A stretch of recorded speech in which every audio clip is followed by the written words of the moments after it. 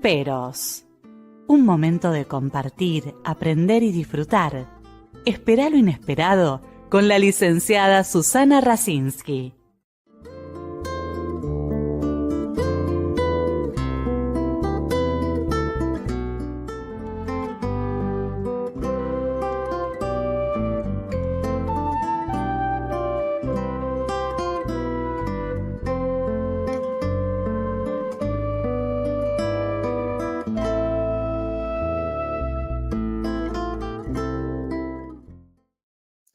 Muy buenas noches.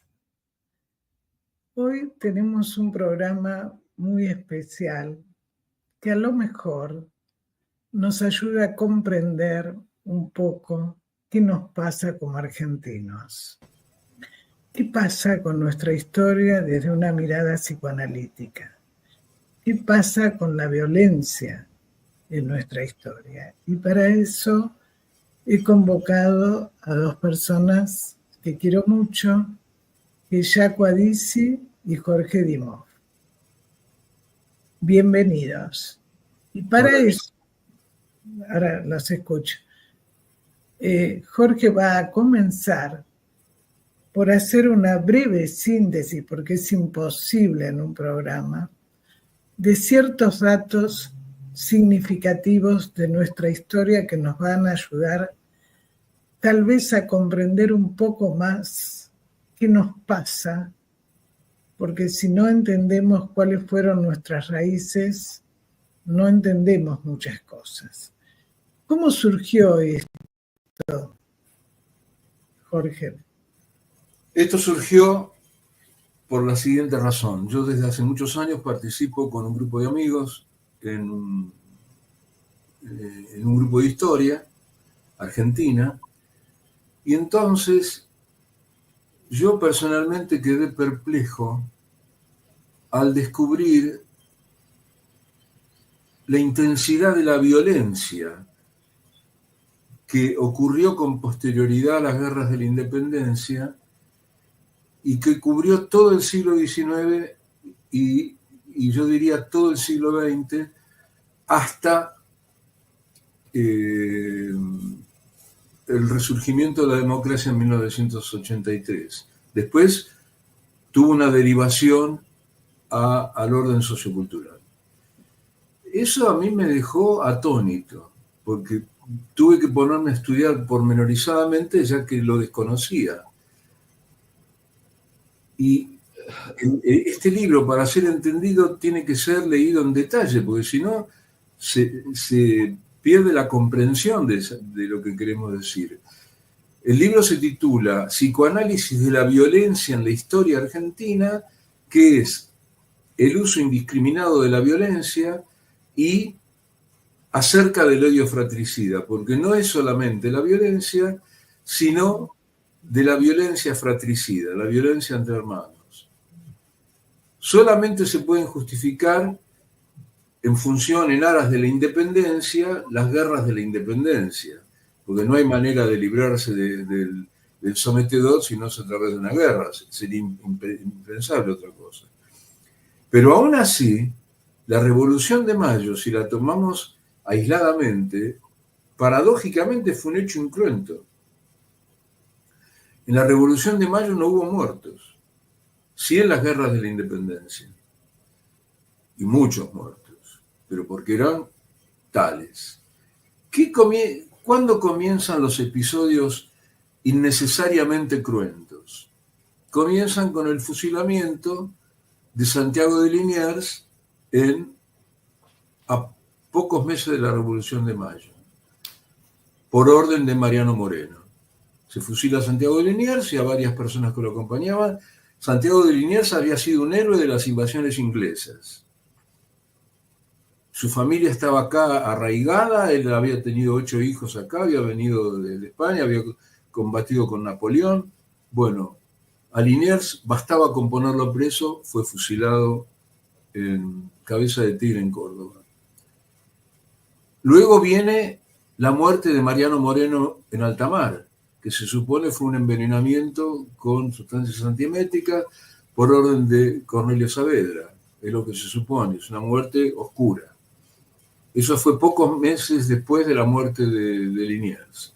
Y después viene el fusilamiento en 1812 de Martín de Álzaga. ¿Por qué hablo de Martín de Álzaga? Porque Martín de Álzaga fue un gran patriota. Fue un español que había liderado uno de los grupos de la Revolución de Mayo y fue ordenado su fusilamiento con 30 personas más por orden de Bernardino Rivadavia, un personaje que merece ser cuestionado. Si de mí dependiera, le cambiaría el nombre a la avenida. Él lo mandó fusilar a él y 30 personas más en un juicio sin ningún tipo de defensa, y había sido un héroe de las invasiones inglesas junto con Liniers, y se apropió de todos sus bienes. Después vinieron las guerras de la independencia, hubo un parate, y a partir de ahí pareciera que los líderes y los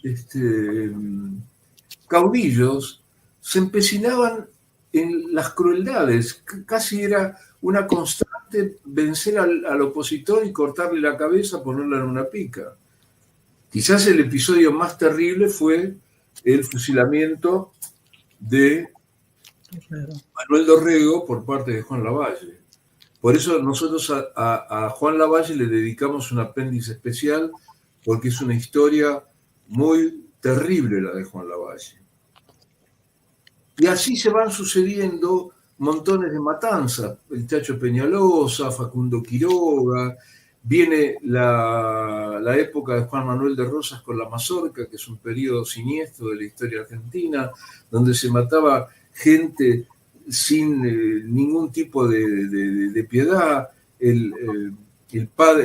Uno de los mazorqueros fue el padre de Leandro Alén, Antonio Alén, que después fue colgado en una plaza pública. Leandro Alén asistió teniendo 11 años al fusilamiento y el ahorcamiento de su padre, y con posterioridad se suicida el 1 de julio de 1896. Con esa historia, porque también analizamos no solamente la violencia hacia afuera, sino hacia adentro. Hacemos una descripción minuciosa de los suicidios. Fíjense que se suicida Leandro Alén, Lisandro de la Torre, hay una cantidad de suicidios impresionantes en la Argentina. Entonces, ¿cuántos muertos hubo entre 1826 y 1881? Hubo 441 batallas y 60.926 muertos. Una locura para lo que fuera la población de nuestro país en ese entonces. Una barbaridad. Es como si se hubiera muerto yo diría, el 20% de la ciudad de Buenos Aires hoy día. ¿Quién tiene conocimiento de eso? ¿Quién tiene conocimiento de las 9 revoluciones que hubo posteriormente a Caseros en 1852, luego de la Organización Nacional con la Constitución en 1853, hasta 1905? Hubo 9 revoluciones. Solamente una no fue cruenta, que fue la primera. Después las otras 8 revoluciones, de 1874, 1880, 1890, 1903, 1905, hasta 1862, 1859, Pavón, Cepeda, es decir, de terror. A todo esto hay que agregar que hoy estaba viendo un programa de televisión, el programa Los Siete Locos, donde discutían Osvaldo Bayer y García Hamilton sobre las matanzas de indios en el país. Osvaldo Bayer, bueno, terrible con Roca, ¿no?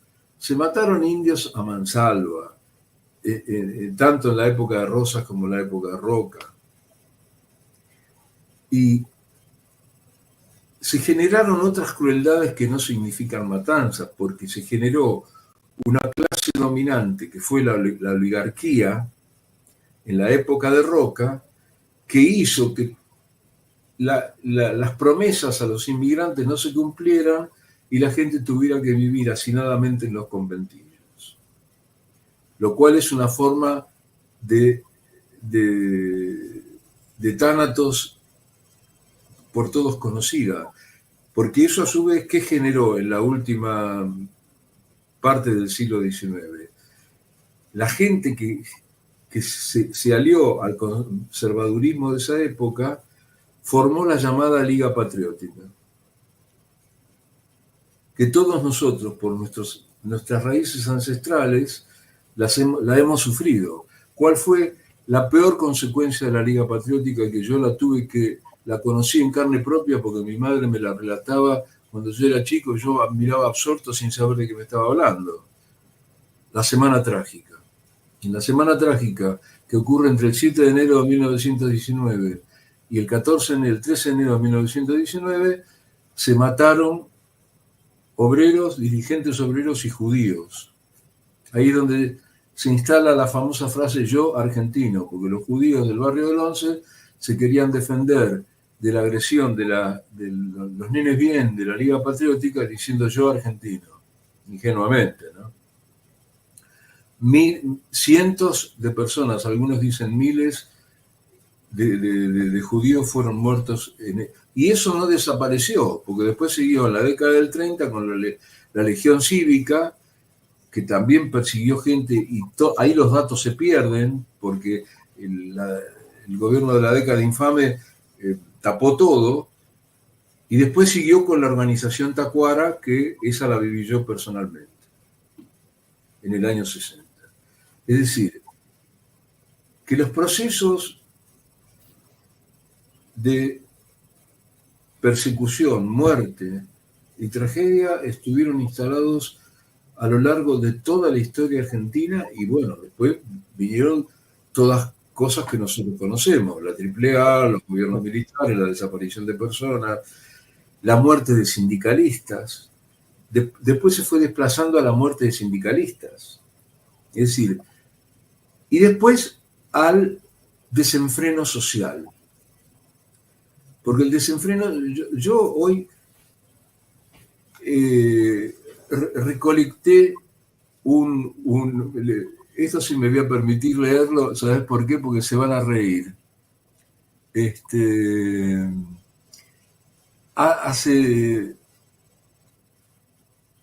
Cuando nosotros éramos chicos, veíamos en la televisión que ponían un cartel cuando venía la hora de la noche recomendando que cuiden a los niños de lo que venía después en los programas de televisión. Decía, y se suponía que iban a ver escenas sexuales. Y ahora ponen un cartel que dice: este programa puede presentar contenidos noticiosos de alto impacto, por lo que se recomienda la supervisión de menores ante la pantalla. ¿Y cuáles son los contenidos de alto impacto? La violencia. A tal punto es la violencia que el 25 de diciembre, ahora hace poco, un individuo, porque una persona puso la música alta, era un ex policía, sacó un revólver y lo mató. Entonces, ahora no estamos frente a una persecución política. La violencia se trasladó a la cotidianeidad. Sí, otro señor con un palo de golf rompió en un country a otro. Es permanente la violencia. Terrible. Pero la violencia política sembró el siglo XIX y el siglo XX de un modo tal que quedamos asombrados. Por eso tenemos que recomendar la lectura del libro, porque el lector se va a asombrar del detalle de todos los episodios que nosotros describimos. Y a eso hay que agregar otra cosa más, que es cómo se condujeron los mentados próceres de la patria. Con un tema que a Jaco y a mí nos interesa muy especialmente, que es el abandono de los hijos. Los grandes próceres de la patria no dudaron en abandonar hijos. San Martín abandonó 2, y en Perú, hasta lo decían graciosamente, llenó Perú de sanmartinitos. Belgrano abandonó 2, uno que tuvo con Josefa Ezcurra, la hermana de Encarnación Ezcurra, la mujer de Rosas, que fue adoptado por Rosas, bajo la tristeza de su madre, que tuvo que asistir a esa ceremonia. Urquiza, una cantidad enorme. Rosas, con Eugenia Castro, abandonó a sus 6 hijos y los desamparó. Y al 7º hijo, ¿quién era el 7º hijo de Juan Manuel de Rosas? Según lo que 3 historiadores proponen casi con certeza. Me refiero a Florencia Canales, Manuel Gálvez y Norberto Galazo. Hipólito Yrigoyen. Y tanto lo consideramos así, que Hipólito Yrigoyen abandonó 8 hijos. Solamente, y no reconoció a ninguno. Bajo el lema, decía, un revolucionario no tiene tiempo para ocuparse de las responsabilidades familiares. Roca abandonó una hija. La historia más complicada es la de Roque Sáenz Peña y Luis Sáenz Peña. Porque Roque Sáenz Peña se enamoró, fue la familia más aristocrática de la Argentina. Y Roque, de una personalidad vigorosa, fuerte, distinta a la del padre, que los dos fueron presidentes de la República. Y Roca le propuso a Roque y a Luis Sáenz Peña quién quería ser presidente, y Roque le dijo, yo no puedo competir con mi padre. Y fue Luis, y así le fue, tuvo que renunciar. Roque Sáenz Peña se había enamorado de una persona de la servidumbre, y Luis lo quería desalentar. Dice, vos no podés, sos de una clase social distinta, etcétera, etcétera. Bueno, Roque para nada insistió. Esto lo dice un psicólogo y un periodista muy importante. Y siguió para adelante. ¿Cómo lo desalentó Luis Sáenz Peña? Le dijo, tenés que dejarla, es tu media hermana. Y el tipo, tomando conciencia de lo que había hecho, se fue a la guerra de Perú y Bolivia, que no le interesaba para nada. Él volvió galardonado, después fue presidente de la República. Bueno, la historia está llena de esas cosas. Yo he contado un panorama para que se pueda entender qué es lo que nos inspiró a meternos en esta trágica historia. Porque como psicoanalistas sabemos que si no procesamos estas cosas, las repetimos inexorablemente. Eso justamente iba a decir, ¿no? O sea, ¿cuál es la importancia desde el enfoque psicoanalítico para entender cómo se transmite la violencia? ¿Qué pasa cuando vos decías de verlo al padre colgado y uno ve en este momento lo que pasó con el terrorismo y que se gozaban de mostrar lo que habían hecho ahora, ¿no? O lo mismo cuando una persona, ¿no es cierto?, lo que vos comentabas del colectivero, que también se mostraba la violencia, y del otro señor, que también se mostraba la violencia con el revólver. ¿Cómo queda eso en nuestro inconsciente? ¿Qué pasa? Que todos abandonan a los hijos. Tenemos ejemplos actuales donde no se hicieron cargo de los hijos y tenemos una anorexia en Florencia, como tenemos en el hijo de Duhalde, uno de los hijos adictos, y podemos hacer así interminables ejemplos. Pero bueno, ¿qué es lo que pasa? ¿Por qué se repite? Yo lo sé, pero bueno, me parece importante la referencia. Lo dijo Freud en el 14, recuerdo, repetición, elaboración, se repite para no recordar. Y como lo decía Garma, los pueblos, como los individuos, repiten su pasado. Claro, pero además vos dijiste también algo que Jaco también ha trabajado y lo expone en el libro, ¿no? ¿Qué pasa con las luchas fratricidas? ¿Qué pasa con el padre? ¿Qué pasa, no?, con Tótem y Tabú? Bueno, en fin, Jorge hizo un panorama muy sintético, por supuesto, pero sí, donde la muerte, la matanza, la destrucción, de que si pensaba distinto hay que destruirlo, que sigue pasando. No se toma a la oposición como puestos de dos vértices, pero que forman parte de un todo. Si uno piensa algo distinto, nos destruyen, ¿no? Entonces, ¿qué es lo que pasó con todo esto? Bueno, le cedo la palabra a Jaco. Sí. Yo creo que la mejor manera de poder comprender la historia, la mejor manera de entenderla, es, nos ha ocurrido a nosotros que nos hemos analizado. Cuando nos hemos analizado hemos descubierto que nosotros no teníamos, es decir, había ciertos aspectos que nos eran ajenos, como por ejemplo, no podíamos hablar de lo que no conocíamos. Por ejemplo, yo no puedo hablar de la biología molecular porque no estoy preparado para ello. Pero había otro aspecto sumamente importante, ¿no? Que no podíamos hablar de aquello que estaba prohibido. Y lo que estaba prohibido era lo que se decía habitualmente, o como comentaban antes en la televisión, a esta hora los chicos no pueden hablar, o los padres tienen que cuidar a los chicos, a los hijos.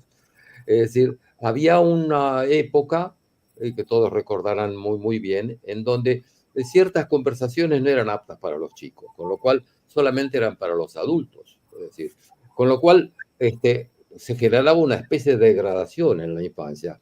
El niño sentía que no era un ser humano, que no tenía derecho de ser un adulto, y que en todo caso, para ser adulto, tenía que justamente no recordar, olvidar y no saber ciertos aspectos. Por eso la historia oficial en realidad es un relato que está construido para ocultar otro relato, con lo cual se transformó la historia en un mito. La degradación de la historia es convertirla en un mito. ¿Por qué en un mito? Es lo que tú preguntabas antes, Susana.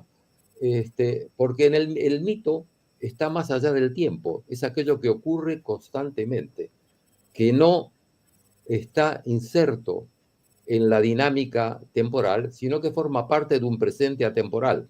El presente atemporal es el tiempo de las matemáticas, de la geometría euclidiana. Siempre un triángulo equilátero tendrá 3 lados iguales y 3 ángulos iguales. Y 5 más 5 ha sido siempre igual a 10 y lo será ahora y dentro de 100 años. De manera que esa es el presente atemporal. Entonces, ¿qué es lo que realmente ocurre con la historia? La historia actual, la historia oficial, está construida como, Freud decía, como un recuerdo encubridor. Los recuerdos encubridores, decía Freud, no solamente contienen todo aquello que está bajo la amnesia infantil, sino que la corroboran. Es decir, ¿y qué está detrás de la amnesia infantil? ¿Qué es lo que está oculto detrás de la amnesia infantil? Aquello que está prohibido saber, que tiene que ver con el parricidio, con el matricidio, con el complejo de Edipo, con la tragedia de Edipo. Todo aquello que no se puede saber, que está oculto, y que el no poder saberlo genera una especie de escisión en el ser humano que lo conduce constantemente a reprimir, y hay una represión que está asociada al desarrollo del aparato psíquico, pero hay una represión que está sostenida por el desarrollo de la cultura. Hay cosas que puedes saber y hay cosas que no puedes saber. Pero además, Jaco, justamente, sí. Cuando es tan doloroso, sabemos que la persona se cinde y aparece la desmentida. Como dice recién Jorge, ¿no? ¿Quién sabe de esto? ¿Quién sabe del abandono de los hijos? ¿Quién sabe que muchos de los presidentes fueron hijos naturales? ¿Quién sabe por qué San Martín apareció de repente y tenemos una historia que se cuenta que no es la real? Entonces, ¿cómo queda eso que cuanto más desmentida, ya te dejo, Jorge? Por eso yo te quería continuar con esto, justamente. Sí, ahora, sí. Adelante, sigue tú. No, está bien, pero digo que es importante lo que decís, Jaco, porque cuando hay decisión, ¿no? La desmentida nos lleva justamente a seguir con la mentira, con la corrupción, con las matanzas, ¿no? Bueno. Porque la historia, es decir, han construido la historia con una necesidad muy, muy, muy clara de transformarla en una especie de religión. En la religión, ¿no? lo fundamental de la religión es la imposibilidad y la prohibición de pensar. Como le decía la Ayatollah Khomeini a la periodista italiana en los años 70, Oriana Fallaci, todas las respuestas están en el Corán, con lo cual te está diciendo que no tienes derecho a pensar. Pero el Papa pensaría que todas las respuestas están en la Biblia, pero el rabino pensaría que todas las respuestas están en la Torá, pero el oriental pensaría que todas las respuestas están en el Bhagavad Gita o en los Upanishads, con lo cual no hay ninguna posibilidad de pensar. Entonces, se ha degradado la historia en una especie de mito donde constantemente se repite que, ¿qué es lo que se repite? Evitar comprender que el ser humano no es ni bueno ni malo, porque acá no tenemos, la ciencia no hace juicios de valor, simplemente tiene que admitir que el ser humano, al pasar de la animalidad a la humanidad, al abandonar la humanidad, a la animalidad, perdón, Está bien el lapsus. A la humanidad, al abandonar la animalidad, es decir, no tener la característica instintiva, que el instinto es perfecto, por consiguiente ningún animal tropieza dos veces con la misma piedra, pero la inteligencia es imperfecta. El animal no puede, digamos así, tener conciencia de tiempo, espacio, de historia, conciencia de mismidad, y el hombre está obligado a tener conciencia de espacio, de tiempo, de historia, de formar parte de la historia, pero está obligado a resignificar y a pensar. Por consiguiente, la prohibición es pensar, porque la historia, lo que te obliga, la historia vital, es a una compulsión repetitiva, a repetir siempre lo mismo, para evitar que el hombre se dé cuenta que es el único animal que ama y odia, y que por consiguiente, al amar y odiar, ¿no?, tiene la posibilidad de rectificar, en lugar de idealizar, de rectificar aquello que la religión te ha prohibido saber. Por eso, si tú buscas en el diccionario qué quiere decir religión, en el diccionario etimológico, el diccionario te dirá que un religioso es una persona que tiene muchos escrúpulos. Y entonces buscas qué es escrúpulo. Es decir, si el religioso tiene muchos escrúpulos afectivos, buscas qué es escrúpulo, y escrúpulo es la pequeña piedrecilla que se mete en el pie del caminante y no puede avanzar. Por consiguiente, la religión es aquella que te prohíbe avanzar. O sea, con lo cual tú tienes que estar constantemente repitiendo lo mismo. Entonces, ¿qué ha hecho la historia oficial? Ha sido degradada a ser considerada como una religión.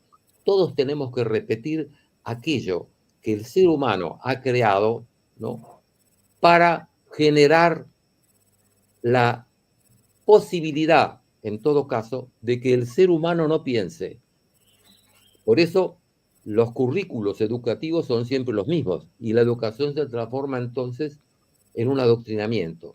Todos repiten exactamente lo mismo, y en la repetición de exactamente lo mismo, lo que se deja de lado es la esencia que indica que en la misma medida que un hombre ama, en esa misma medida puede odiar, y que uno tiene la posibilidad de modificar eso. Es decir, tal como decía Freud, el psicoanálisis no permite que la persona se ennoblezca. Lo que hace es pueda vivir más equilibradamente, de manera que una persona que trabaja como en la mafia vivirá su vida, o es delincuente, la mayor equilibradamente posible. La tarea de ennoblecer nuestra posibilidad y generar una historia que admita lo real acontecido está asociado a un trabajo intelectivo y afectivo que es lo que ha generado de alguna manera, ¿no?, la dificultad que los seres humanos hemos tenido para aceptar la historia que realmente nos cuenta Jorge en el libro. Jorge. ¿Quería decir algo? Me hiciste pensar no sé qué comentario hiciste, de un personaje muy relevante de la historia argentina, que fue Juan Bautista Alberdi. Juan Bautista Alberdi nació, y cuando él nació, murió su madre.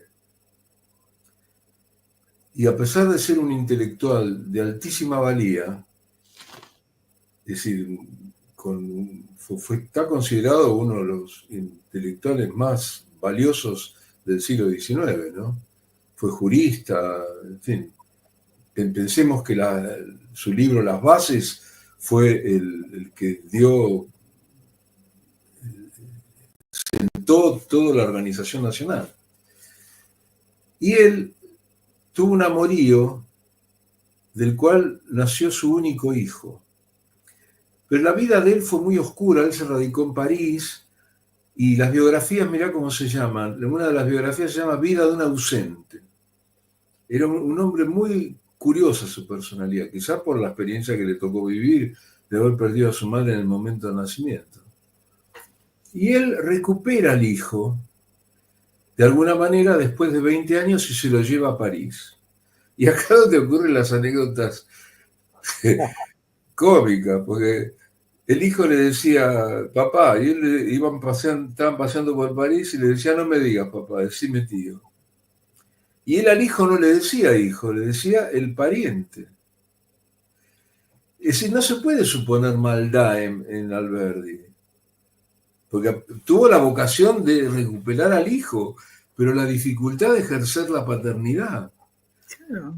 Es decir, es un dato llamativo, ¿no es así? Contrariamente a lo que fueron... Cuando yo iba al colegio, estoy hablando 60 años atrás, de Urquiza se decía que había tenido 350 hijos. Sí. Si el dato era imposible, porque aparte Urquiza era después Jaco va a escribir un apartado sobre el donjuanismo. Urquiza enviaba a un militar bajo su orden a una misión falsa y se acostaba con la mujer. Y aparte Urquiza fue el militar que más poder tuvo en la Argentina. Por eso fíjense cómo es la criminalidad. López Jordán lo mata a Urquiza en el Palacio San José. Y matan ahí a otras personas. Entre ellas, matan al padre de un tipo que se vengó de esa muerte y mató al asesino, a López Jordán, 29 años después en el centro de la ciudad de Buenos Aires. Es decir, que el circuito tanático duró todo el tiempo. Y no quiero hablar de todos los fenómenos que constituyeron el antijudaísmo. Además, la relación, vos sabés que en el Palacio San José era el único que tenía agua corriente. Claro, tenés razón. O sea, el tema del gobierno, ¿no? Acá el productor pregunta y dice, en la historia, lo pueden ver, en la historia como una repetición de hechos en diferente ámbito y tiempo. ¿Está encerrado por el deseo de poder que tiene el hombre de dominar al resto? ¿Es antropológico? Y en alguna medida sí. Esa visión narcisista que está presente en la pregunta, yo considero que está presente. Sí, en la rivalidad fraternal, que Jaco después lo puede llegar a explicar, está presente eso. Quiero hacer otro comentario, porque cuando nosotros hablamos de antijudaísmo, que hacemos un desarrollo muy importante del antijudaísmo, tampoco dejamos de lado los judíos que avergonzaron a la comunidad. La Zwick Midal, que fue una organización que traían las prostitutas. Fue una vergüenza. Y después un personaje terrorífico que aplicaba la picana eléctrica, que fue el comisario de la comisaria séptima de mi casa, Salomón Basserman, que es más, un judío en las fuerzas de seguridad también es raro, y fue una vergüenza a la comunidad judía, que perteneció a los grupos de tareas del gobierno de Perón de la década del 50. Eso también hay que decirlo, porque hubo malos de los dos lados, ¿no? Bueno, pero es lo que pasa ahora en Israel, o sea, el problema interno y externo. Netanyahu es un psicópata perverso que ha llevado, digamos, a hacer cosas terribles y donde de repente ya han muerto más de 600 soldados. Piensen que ustedes ahí son 3 millones, son 9 millones, pero la tercera parte es gente mayor, y donde no les importa. O sea, acá también pasa. O sea, la persona no importa, solamente es cómo puedo lograr. Nosotros estamos en el primer año de gobierno del nuevo presidente. Ya se están armando las alianzas para los próximos, a ver quién queda con el poder. Esto pasa a nivel planeta. El tema ¿cuál es? Que como se ha tratado de que la gente no piense, cada vez se incrementa más el fanatismo, se incrementa más el dogmatismo y la crueldad. O sea, es una repetición. En el medio quedan muertos, como en la historia que vos describiste muy bien, porque, o sea, a lo largo de nuestra historia argentina, bueno, no solo los indios, o sea, yo me acuerdo, no sé si ustedes se acuerdan, porque más o menos tenemos la misma edad, el medio pelo de Jauretche, ¿no? Sí, claro, cómo no. Yo discutía con mi padre porque ¿qué significaba los del interior, ¿no? O sea, a ver, este tema, ¿no? El medio pelo, ¿no? Un fumetzer. Claro. Muy buena tu sugerencia, es así. Jauretche fue un personaje de la cultura notable, claro. Es así. Es decir, yo diría, ¿qué fue lo que me llevó a mí a proponerle a Jaco escribir sobre esto? Fue la perplejidad.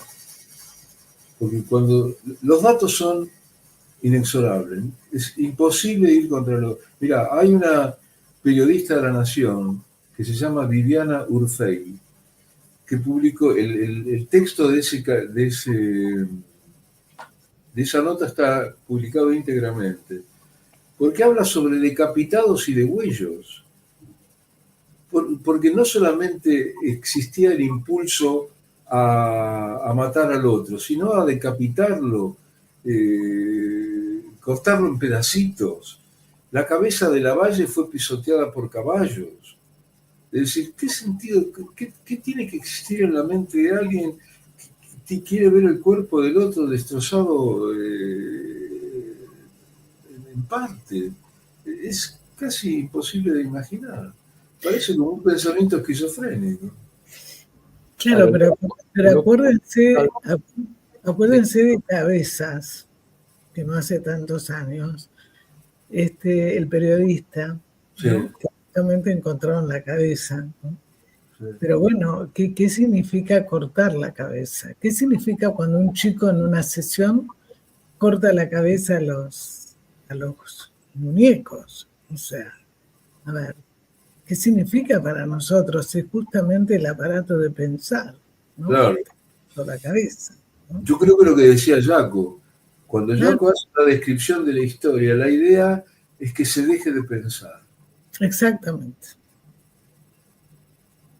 Para mí, si algún significado simbólico tiene esto, me adhiero a esa hipótesis. ¿Qué sería de nosotros si no pudiéramos pensar?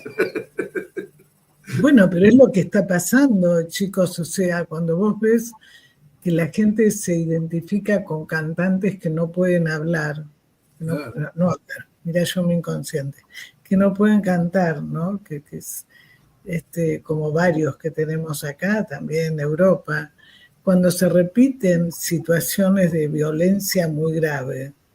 Es decir, es un mundo, es un planeta que se trata de no pensar. O sea, en este momento no está mal la inteligencia artificial, pero no puede sustituir el afecto. Entonces, ¿qué pasa cuando cada vez más en las instituciones tampoco hay gente que posibilite el poder pensar?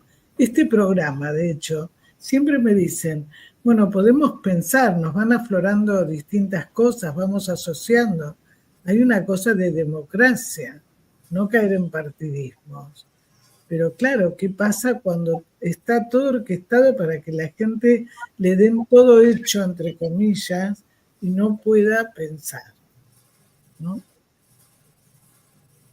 La dificultad para pensar está asociada a la compulsión de repetición. Es una manera, de alguna manera, es una necesidad de ocultar el aspecto fundamental del desarrollo humano, que es la ambivalencia afectiva. La ambivalencia afectiva, el amor y el odio, son dos componentes fundamentales. Y aún el mismo Freud, cuando habló de la represión, ¿no?, en cierto sentido un tanto equivocado, aunque él lo corrige también después, pero lo sigue sosteniendo, lo que se reprime es la representación y el afecto se desplaza. Más adelante va a decir, en el año 27, en el fetichismo, dice que no, que si realmente existe la represión es la represión del afecto, No. y el desplazamiento de la representación, porque es el afecto el que produce la enfermedad. Es el afecto el que invade la inteligencia y la capacidad de discernimiento. Por consiguiente, la manera de el evitar pensar está asociado, ¿no?, fundamentalmente a no dar la posibilidad de que aspectos de ideas y pensamientos permitan la canalización del afecto. Por consiguiente, uno evita pensar o se evita el pensamiento, o sea, con lo cual se incrementa la compulsión de repetición que está asociada al currículo educativo, ¿no? Es decir, siempre se repite constantemente lo mismo. Entonces, cuando nosotros podamos admitir que en el mismo momento que nosotros amamos a alguien, que el amor implica, no simplemente está asociado al deseo, sino que el hecho fundamental del amor conlleva fundamentalmente la capacidad de reciprocidad, la posibilidad de poder ubicarse en el lugar del otro y el darse cuenta que el otro, ¿no?, es un motivador para nuestro propio autodesarrollo y viceversa. Por eso reitero que los biólogos decían que había dos tipos de animales: el precocial, como el caballito, el perro, el gatito, la vaquita, que nacen y se paran en las cuatro patitas y van a mamar de la ubre de la mamá. Y el animal altricial, que es el hombre, altri son los otros. El hombre depende de la alteridad, y la dependencia de la alteridad hace que el ser humano entre en una representación teatral que ya se estaba, digamos, proyectando, se estaba representando, por así decir, y entonces nacemos nosotros y nos dan un rol, pero un rol que está codificado, nos dan un nombre, nos enseñan cómo tenemos que comer, cómo tenemos que vestir, cómo tenemos que pensar. O sea que hay una codificación. O sea, esto es la compulsión repetitiva, la imposibilidad de generar que el hombre tenga la posibilidad de resignificar los conocimientos. Por eso claro, la historia oficial, que es una manera de degradar, de construir, de transformar la historia en una especie de mito que siempre se repite para evitar la verdadera historia, que en realidad la historia oficial es un relato que tapa otro relato, ¿no? Pero además, cuando la persona no puede enfrentar el dolor psíquico, y habla de lo físico, por ejemplo, claro, mato a alguien, lo cuelgo, ¿no? Entonces estoy hablando para evitar hablar del dolor psíquico. Cuando Jorge habla de la cantidad de personajes que han abandonado a sus hijos como ellos fueron abandonados y no reconocidos, ¿no? Bueno, ¿qué pasa cuando se identifican con el agresor, ¿no?, que es otro tema, y terminan haciendo lo mismo? O sea, por eso es tan importante el trabajo que ustedes están haciendo con el libro, porque de alguna manera cómo poder utilizar desde el psicoanálisis ciertos conceptos que ayudan a entender lo que pasa para evitar en lo posible repetirlo. La repetición es un poco difícil. Cuando le preguntan a Freud, ¿no?, en una pregunta de un interlocutor imaginario de Freud, le pregunta por qué, en De Guerra y Muerte, por qué los hombres matan. Y entonces, ¿te acordás de la carta de Einstein a Freud? Claro, cuando le dice ¿por qué las guerras? Claro, matan porque son herederos de una estirpe de asesinos, dice Freud, claro, y llevan en su ADN la necesidad de matar. ¿Y qué es la necesidad de matar? La necesidad de autodestrucción. Porque mi vida tiene sentido si yo me encuentro contigo, con Jorge, que es una manera de reencontrarme conmigo. Es ustedes me permiten a mí que yo reencuentre mi capacidad. Y ese reencuentro de mi capacidad es una manera, lo primero que tengo que hacer es agradecerles a ustedes que me permitan ser quien soy. Y entonces eso es lo que está prohibido. Quería hacer ese comentario. En estas ideas a veces hay un riesgo, y voy a decir cuál es. Cuando se leen estos contenidos, muchas personas quieren justificar la violencia de otros tiempos diciendo que era una cuestión de época. Y yo cuando me dicen eso, contesto desde Dostoyevsky. Dostoyevsky, en Memorias del Subsuelo, se niega rotundamente a utilizar este tipo de conceptos. Él le adjudica a la destrucción un carácter que es propio del individuo que destruye. No se lo atribuye a ninguna época. Claro. Porque el núcleo fundamental del ser humano es su capacidad autodestructiva. Entonces, cuando viene de una figura de semejante valor intelectual, yo le tengo respeto. Porque si no justificamos la muerte porque era Calígula, porque era porque era aquel. No. En distintas épocas hubo individuos que se condujeron amorosamente y no tuvieron necesidad. Yo, por ejemplo, entre todos los padres que abandonaron hijos, hay un caso muy singular que es el de Sarmiento. Y esto se los quiero decir a ustedes porque es muy llamativo. Sarmiento tuvo 2 hijos, Faustina y Dominguito. Pero a Dominguito no lo reconoció como hijo biológico. Era su hijo biológico, pero lo adoptó. ¿Sí? Curiosamente, ¿cómo murió Dominguito? Murió en la batalla de Curupaytí, en las guerras con el Paraguay. Ustedes me podrán decir, murió en una guerra. En una guerra puede morir cualquiera, pero tenía toda la base del padre abandonante que... Claro, la guerra es el rechazo del padre. Bueno, pero quiero decir, yo esto no lo podría decir en otro contexto que no sea este. Porque cualquiera me diría, no, tuvo las posibilidades de morir porque estaba en la guerra. Pero sabés que... Claro. Tenemos que poder decir esto, porque la cultura actual lo que quiere es que no digamos esto. Pero bueno, eso iba a decir, cuando nosotros hablamos, incluso en nuestras instituciones, chicos, cuando nosotros decimos algunas cosas, yo me acuerdo una vez en una reunión, me hicieron acordar, ¿no? Que dije, bueno, cada profesión tiene su patología, los médicos en general tienen ACV, problemas cardiovasculares. Y nosotros los psicoanalistas se predomina mucho el cáncer. ¿Cómo decís eso, Susana? A ver, digo, ¿no? El negar, el desmentir la realidad ayuda a lo que decía Jaco hace un rato. ¿Cómo mantengo el mito? ¿Cómo mantengo el engaño? Es decir, se cae todo eso y la persona no lo tolera.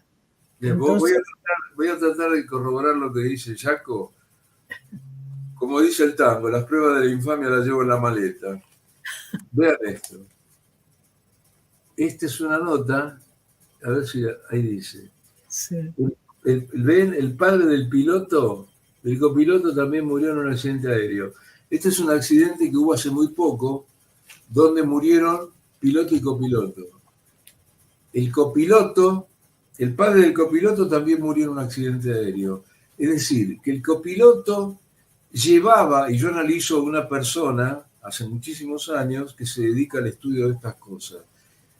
Y lo vi ayer y coincidimos. La fantasía inconsciente de identificación con el objeto muerto es de una intensidad total. Total.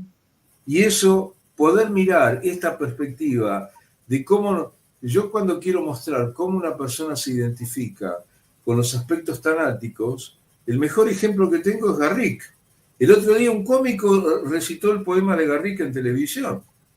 Yo a los muertos los llamo mis amigos, a los vivos los llamo mis verdugos. Y Garrick, cuando se lee el poema de Garrick, el público inadvertido se siente sorprendido, porque Garrick tenía de todo y no podía disfrutar de nada, porque estaba a merced de la identificación con su padre muerto, que es lo que Jaco señaló en otro momento. Habría que recordar lo que nos decía Garma, Jorge, cuando nos decía en los seminarios, la memoria está más preparada para olvidar que para recordar. Así es. Olvido es inocente. No, pero tanto defiendo esta frase que dice Jaco, que constituye uno de los espíritus de esta recomposición de la historia. Porque cuando en una hora de programa no tenemos posibilidad de hacer... Ustedes piensen, en la Argentina hubo 2 bombardeos a ciudades. Una a La Paz, Entre Ríos, que no produjo daño, y otra a la ciudad de Buenos Aires en 1955. ¿A quién se le ocurre por una lucha interna bombardear la ciudad de Buenos Aires? Una bomba explotó a 2 cuadras de mi casa.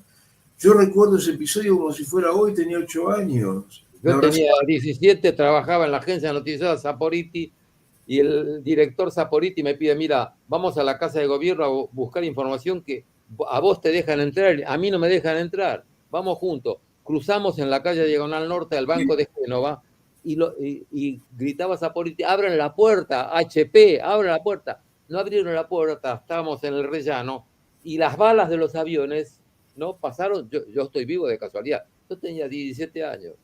Bueno, pero pensá que cuando vino Perón, también en Ezeiza, también las balas. Digo, ¿no? Pero decir bien. Pero, ¿sabés qué me interesa, Susana?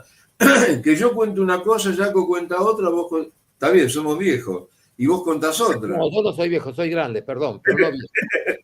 Bueno. No, pero yo, ¿sabés lo que creo que me parece interesante para que la gente pueda leer el libro? Que como pasa siempre, muchas veces me dicen... No, sí, este es un programa para pensar, me dicen. Entonces yo por ahí no lo veo justo los jueves, lo veo después porque me hacen pensar. Yo digo, bueno, si te ayuda a empezar a pensar, es muchísimo, porque esto que nos pasa a nosotros entre los tres, creo que esto ayuda también el intercambio. Jaco hablaba, si no está el otro, no existimos. Tu capacidad, Jorge, de que te gusta el tango, la historia y sos psicoanalista y el fútbol, como yo en otro programa te presenté, vos haces una integración, como cualquiera de nosotros, lo hace con diferentes experiencias que hemos vivido. El tema es cuando la gente no puede asociar. Nosotros tenemos permanentemente gente que viene y que le lleva mucho tiempo poder relacionar que el padre se había muerto y cómo le pega eso a él. A veces nunca se entera de todo eso, pero el tema es que como sociedad tenemos que tratar de poder ayudar a que la gente no tenga miedo a pensar, porque si no se enfrenta a eso va a seguir descargándose en el cuerpo, en acting, en adicciones y en la autodestrucción, ¿no? Pero decís una cosa tan clara que yo la veo en la clínica diaria, podría contar montones de ejemplos de pacientes que hoy están agradecidos, que no tomaron registro de las locuras que vivían con sus familias originales por la violencia de sus padres, que tus palabras tienen una precisión matemática. Y yo pongo en mí palabras que Jaco va a convalidar, que es tener que agradecerte a vos por abrir este espacio ahora con las metodologías modernas que facilitan la difusión de las ideas de muchas personas, entre ellos nosotros, y en ese sentido sos maravillosa y te lo agradecemos de todo corazón. Así es. Como decía Cicerón, el agradecimiento no solo es la más grande de las virtudes, sino la que genera todas las otras. Y que estamos agradecidos, tal como dice Jorge, porque yo me siento vivo, gracias a Dios. Déjame hacer un chiste. Él se apropió de la frase de Séneca. Cicerón se apropió de la frase de Séneca. No es un chiste, yo la conocía como de Cicerón. Pero bueno, es lo que demuestra que... No, de Cicerón, perdón, de Cicerón. ¿Qué? Es de Cicerón. Ah, bueno. De manera que, bueno, es así. Es como... No. Yo le agradezco a los pacientes también, me siento agradecido porque es la única manera que yo puedo sentirme yo en mi profesión cuando un paciente me permite que yo investigue y reconstruya su historia. O sea, que él la reconstruye y yo, gracias a él, también reconstruyo la mía. Y además armar otra nueva historia, ¿no? Sí. Es decir, no quedarse con lo coagulado. Yo el otro día hice una síntesis de este año del programa y lo que hice siempre y hago a ustedes también, porque yo sola no puedo, agradecer, porque yo nunca pensé que el programa iba a continuar, ni a quién, y realmente me sorprendí de los distintos temas que se tocaron, de psicoanálisis, de la cultura, de filosofía, pero esto mismo que el productor hoy, en este momento, pone distintos comentarios, como los grandes secretos de familia y por generaciones. Claro, es la mitología familiar. ¿No? Esta cosa de... ¿Qué es lo que se puede pensar? Adrián se llama el productor. ¿Qué es lo que se puede pensar y qué no? Estamos codificados. Esa es la realidad. Uno tiene que salir. Uno forma parte de una historia que le pertenece y que no ha elegido. Bueno, tiene que empezar a construir su propia historia, lo cual no quiere decir abjurar del pasado, de la historia, sino resignificarla. Vos sabés que de esos ejemplos de familia, pero yo debo tener por docena. Claro. Así es. Todos tenemos, pero vos sabés que una vez un paciente va a Italia donde era su abuelo, su padre, le dijeron no preguntes más, hasta acá podés. Claro. Porque había habido asesinatos, había habido otras familias, o sea, esas cosas que cuando éramos chicos vos percibías que había cosas que no podías preguntar o que no te decían, ¿no? Y bueno, hoy en día con las familias ensambladas se está investigando que cada vez es más complejo porque a veces son hermanos y no saben que son hermanos. Y todo lo que se produce, ¿no? Pero bueno, se nos ha ido el programa. Por supuesto que vamos a continuar en otro, en el 2025, porque bueno, me parece que es mucho lo que tenemos que aprender de ustedes y que nos ayudan a seguir pensando. Les dejo el cierre del programa y bueno, y nos volvemos a encontrar para otro cuando ya está el libro editado, ¿verdad? Así es. Por mi parte, muchas gracias, Susana. Como siempre, sos una amabilísima. Esperemos tener los espacios de presentación en el año 2025, cuando el libro ya esté editado. Y con el libro editado ya va a ser otra cosa. Así que muchísimas gracias, Susana. Y además voy a tratar de que también, aparte del programa, lo puedan presentar en la biblioteca de la Universidad de Mar del Plata. Ah, maravilloso. Sí, porque... agradezco, Susana, porque como decía hace un rato, me lo digo auténticamente, yo me siento realmente agradecido con las personas que me permiten expresarme, y al expresarme yo integro justamente una historia de la que de alguna manera he sido sacado por la historia oficial, con lo cual constantemente trato de resignificar esa historia oficial y dejarla de lado y construir una verdadera historia. Y vos me posibilitas eso, Jorge también, ¿no? De manera que la pena con Jorge es que él es de River y yo soy de Boca. Eso es lo que nos separa. Pero bueno, seguiremos adelante. Yo soy de Racing. Bueno, pero lo importante es el respeto que tenemos entre todos y también aceptar las diferencias, no la falta. Bien. Así que bueno, un abrazo a los dos y bueno, nos combinamos para algún otro encuentro. Magnífico, ¿sí? Magnífico. Buen año. Buen año. Salud, amor y dinero, en ese orden. Bueno, gracias a los dos. Un abrazo.